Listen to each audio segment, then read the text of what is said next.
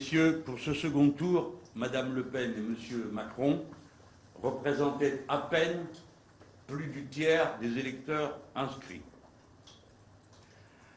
Les urnes ont tranché. Madame Le Pen est battue. La France a refusé clairement de lui confier son avenir et c'est une très bonne nouvelle pour l'unité de notre peuple.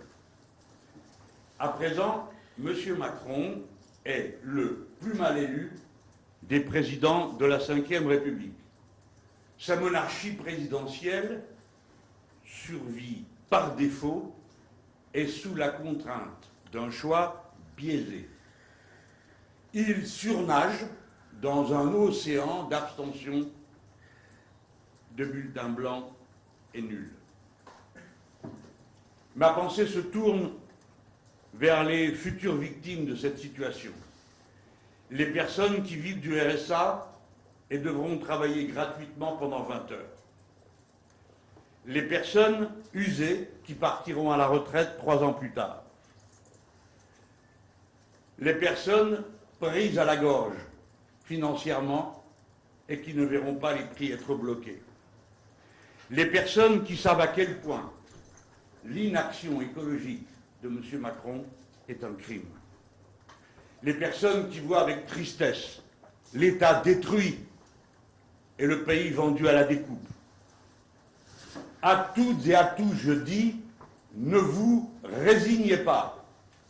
Au contraire, entrez dans l'action, franchement, massivement.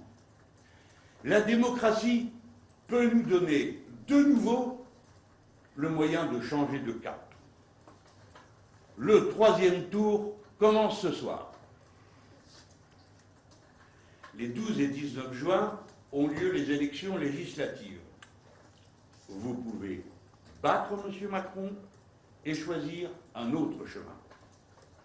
Le 12 et 19 juin, un autre monde est encore possible si vous élisez une majorité, je dis bien une majorité, de députés de la nouvelle Union populaire qui doit s'élargir. Le bloc populaire qui s'est constitué autour de ma candidature à l'élection présidentielle est dans ce pays, dorénavant, le tiers-État qui peut tout changer, s'il se rassemble et s'il s'élargit.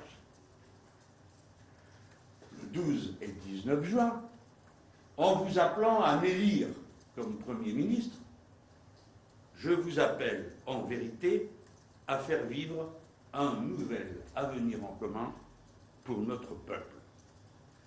Courage, action, détermination, refus toujours de la fatalité et de la résignation. Vive la France, vive la République.